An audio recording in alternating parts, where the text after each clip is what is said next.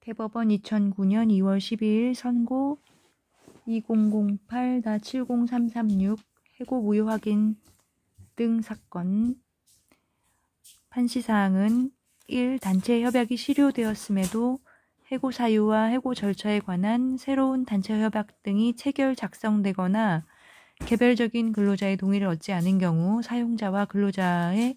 법률관계.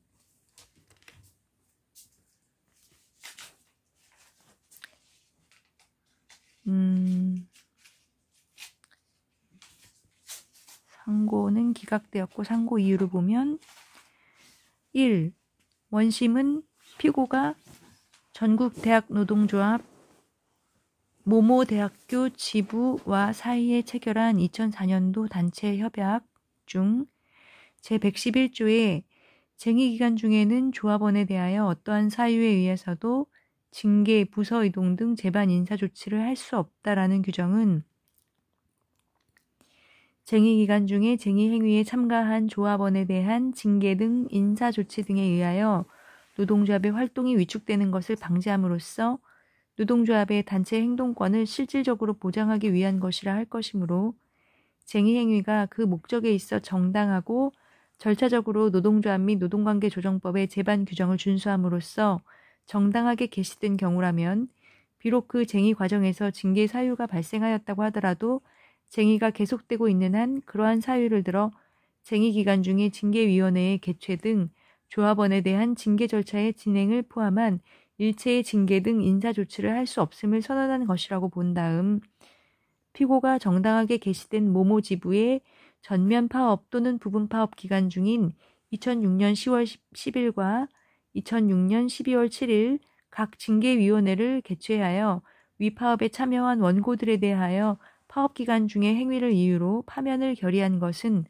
구단체협약 제111조에 위반한 것으로서 징계 절차상 중대한 하자가 있으므로 이에 따른 징계 해고는 무효이고 이는 위 결의에 따른 징계 처분의 효력 발생 시기를 쟁의기간 이후로 정하였다고 하여도 마찬가지라고 판단하고 있다. 원심이 적법하게 채택한 증거에 비추어 보면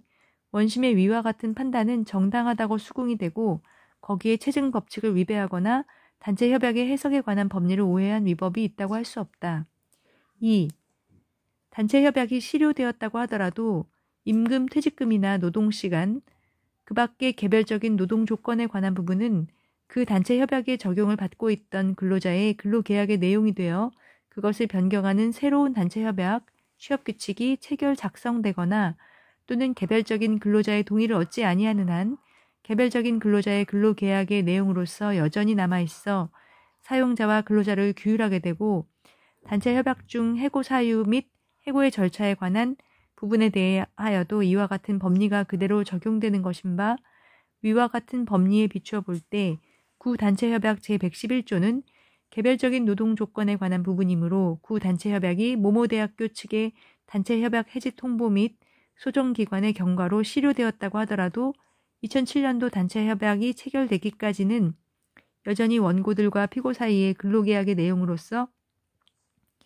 유효하게 존속하였다고 본 원심의 판단은 정당하고 거기에 단체협약의 실효와 관련된 법리를 오해한 위법이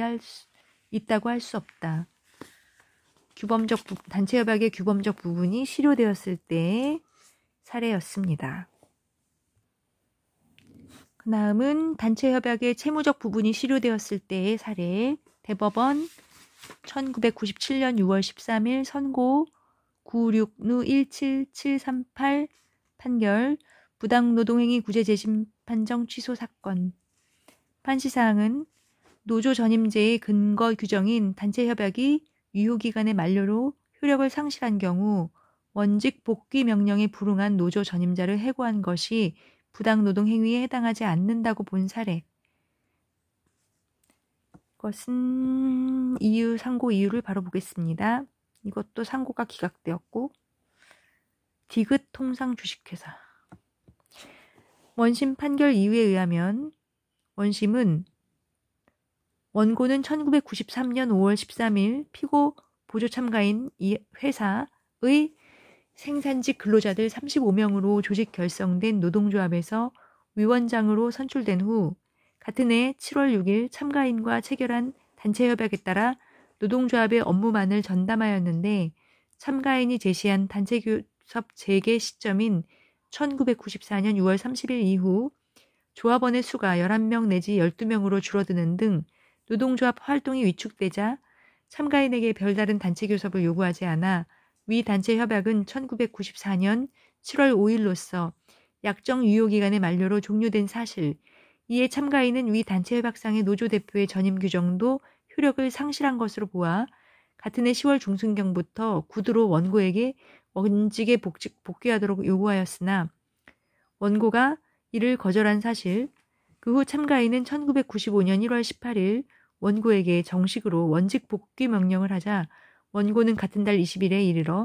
비로소 참가인에게 단체 교섭을 요구하면서 노조 전임 문제는 단체 교섭에서 다루어질 사항이라며 위 복귀 명령에 불응한 사실, 참가인은 원고의 위 복귀 명령 불응 행위는 참가인의 취업규칙 제20조 제1항 제5호에 회사의 정당한 인사명령에 불응하거나 직무상의 지시명령에 부당하게 반항하여 회사의 인적 질서 유지를 문란하게 한 때의 해고 사유에 해당한다고 하여 같은 해 2월 7일 원고를 해고한 사실 등을 인정한 다음 위 단체 협약은 1994년 7월 5일 그 유효기간이 만료되어 그로부터 3개월이 지나서는 그 효력이 상실되었고 노조 대표의 전임 규정은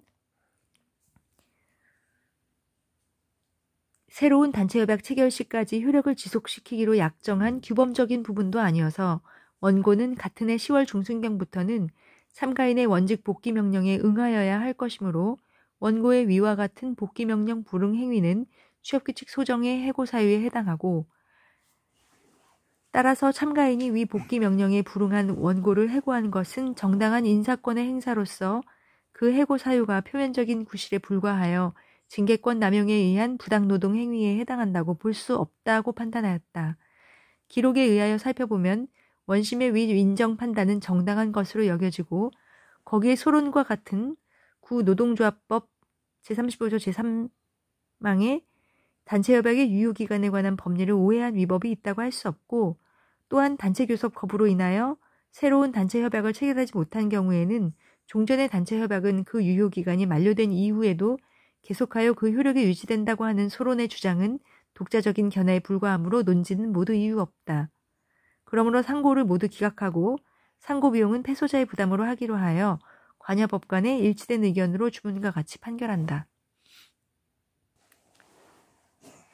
그 다음 채무적 부분의 실효에 관한 사례 한 가지 더 하면 이거는 판결료지만 대법원 2002년 3월 26일 2000-3347 사용자가 노동조합에게 단체 협약에 따라 무상 제공하여 온 노동조합의 사무실의 사용관계는 민법상 사용대차에 해당한다고 할 것이고 사용대차 목적물은 그 반환 시기에 관한 약정이 없는 한 계약이나 목적물의 성질에 의한 사용수익이 종료한 때 또는 사용수익에 족한 기간이 경과하여 대주가 계약을 해지한 때에 반환하도록 되어 있는 것 민법 제613조에 비추어 보면 앞서 본 바와 같이 노조 사무실 제공을 포함하는 단체협약 전체가 해지된 지 6월이 경과되어 소멸하였다 하더라도 그 사유만으로 당연히 위와 같은 사용대차 목적물의 반환 사유인 사용수익의 종료 또는 사용수익에 족한 기간의 경과가 있다고 할 것은 아니어서 특히 그 반환을 허용할 특별한 사정, 예컨대 기존 사무실의 면적이 과대하여 다른 공간으로 대체할 필요가 있다든지 사용자가 이를 다른 용도로 사용할 합리적인 사유가 생겼다는 등의 사정이 있어야만 그 사무실의 명도를 구할 수 있다고 보는 것이 상당하다.